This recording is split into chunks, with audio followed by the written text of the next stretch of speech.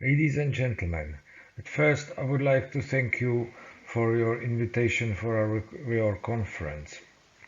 My presentation is about development of fieldwork priorities in Czech archaeology and the impact of Malta Convention on it.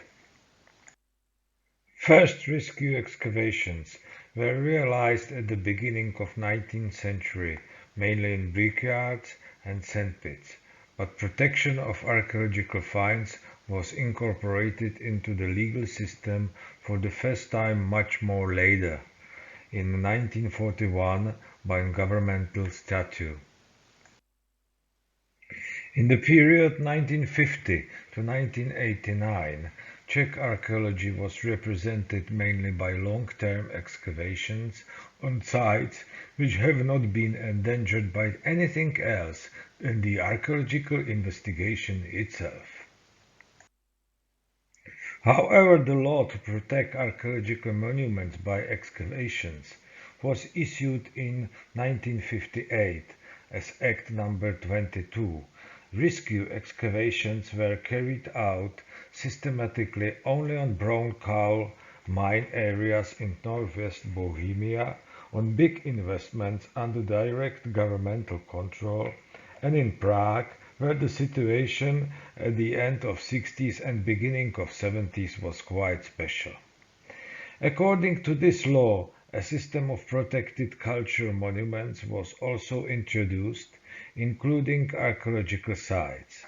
The polluter pays principle formed in the second half of the 60s and the first half of 70s, often used only on big investments and in the capital city and perhaps some more big cities in the country, found its formal expression in new Act No. 20 on state care of monuments. Long-term planned research excavations on site that were not under the threat stopped in the year 1991, with the aim of working on theoretical tasks exclusively by means of field service of threatened sites.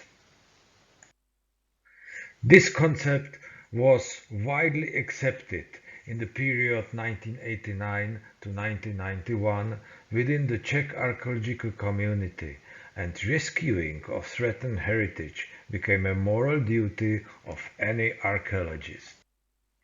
But unprepared and poorly equipped institutions were not able to face the rising boom of development by covering the threatened sites with survey and excavations. As a result of low capacities of Czech archaeology, first theories of conscious selection have been formulated. We introduced some of them. One of the most important ideas was that the attention should be paid to any threatened site, but archaeologists are obliged to formulate their theoretical questions upon the threatened site in advance of the excavations.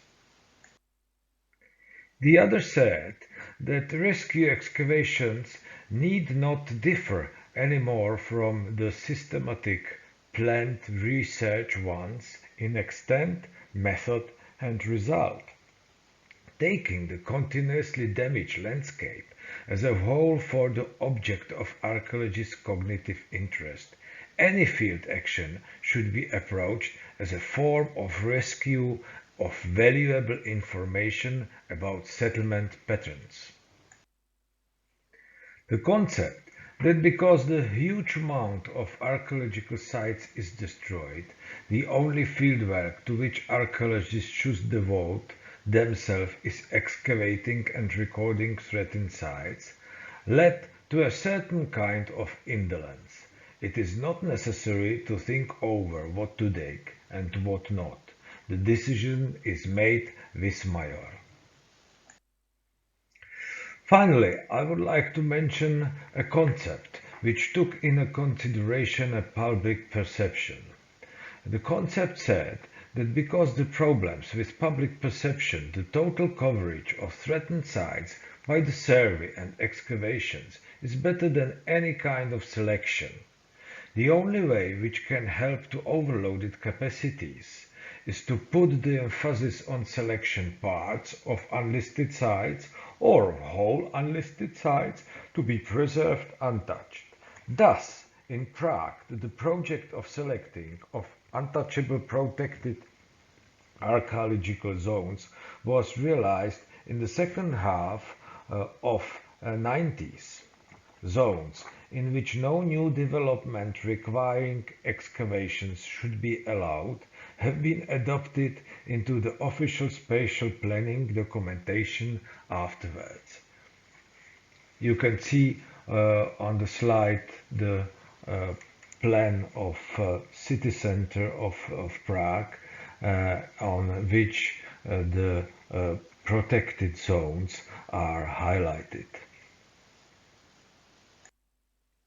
In following period, last decade of second millennium, all kinds of non-destructive survey were preferred for the investigation of unthreatened sites. Parallelly, outside academia, total excavations of threatened sites are prevailing.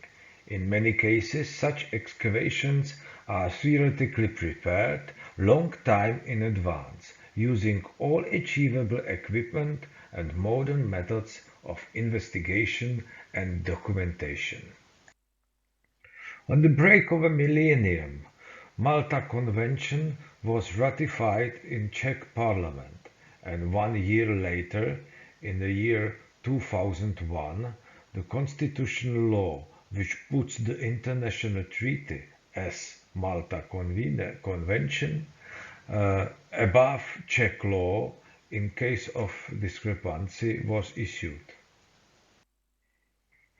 During the process of adoption of Malta Convention in Czech Republic, archaeological heritage management according to Act 20 from the year 1987 was found to be in line with the obligations arising from the Convention.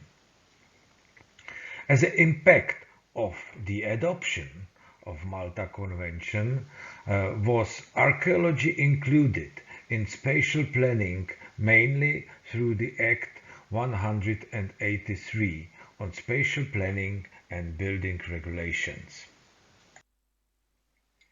But how is the reality of third millennium? We can say the Czech archaeology has its own national archaeological record and archaeological map, which is in accordance with the requirements of Malta Convention. But if we look in the Article 2, the Malta Convention requires the creation of archaeological reserves, and we can see only 8 archaeological reserves in a Czech system of listed monuments.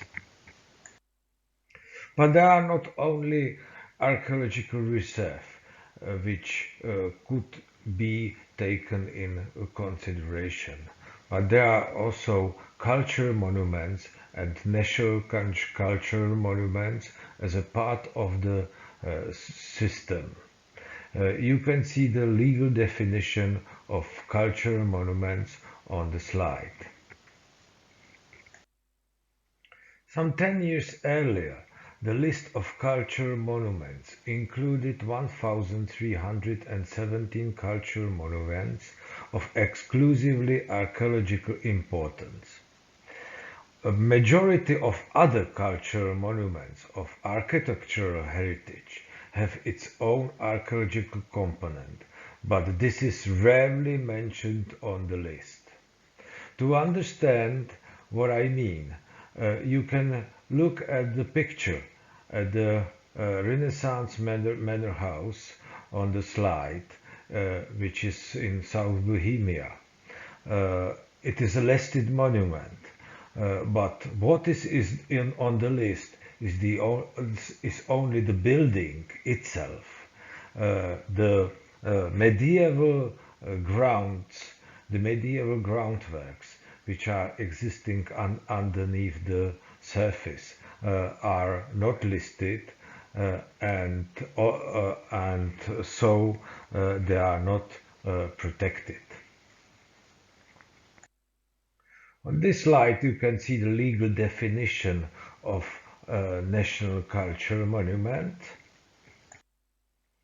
There were 12 national cultural monuments of archaeological heritage on the list in the year 2013, but 9 of them are dated to the early Middle Ages in past times, often called Slavic period. But back to archaeological reserve. On the slide you can see legal definition of monument reserve, and we can see that on the list there are 8 monument reserve of archaeological importance. All of them were listed between the years 1956 to 1966. So are really listed monuments of archaeological importance in accordance with Malta Convention? Most of monuments of archaeological relevance, e.g. national cultural monuments and monument reserves, were listed in years 1950 to 1960s. Listing was not made systematically, but accidentally, with no professional prioritizing. The only recognizable priority in the selection for listing is propaganda of past totalitarian regime, stressing the Slavic mutuality in former Eastern Bloc, clearly visible on the case of national cultural monuments. If we look at Article 5 of Malta Convention and its impact on the system of archaeological heritage management, we can see that archaeology was incorporated in an Environmental Impact Assessment Act. But this act is under the jurisdiction of the Ministry of Environment, which means that this ministry is approving the final reports, and which also means that in majority those final reports are approved without archaeology. If we do the same thing on Article 7 of Malta Convention, we can see that National Heritage Act doesn't stipulate the obligation to prepare and submit full site reports and does not stipulate deadlines.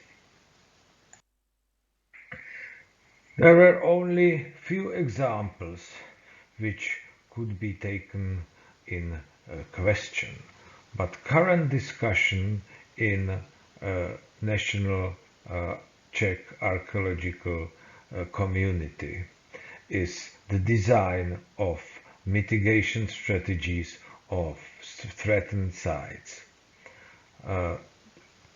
It should have 2 parts. A part which means protection and conservation, including preservation in situ or ex situ, and the second part is a scientific program, which means on the end the understanding of the past. It is clear that enforcing preventive measures is even more challenging than implementing high-quality rescue research. The widely accepted principle of polluter pays more or less provides for a sufficient amount of resources for rescue excavations, while preventive measures are lacking developer funds and are more difficult in terms of finding political support which would help to secure these measures financially. Thank you.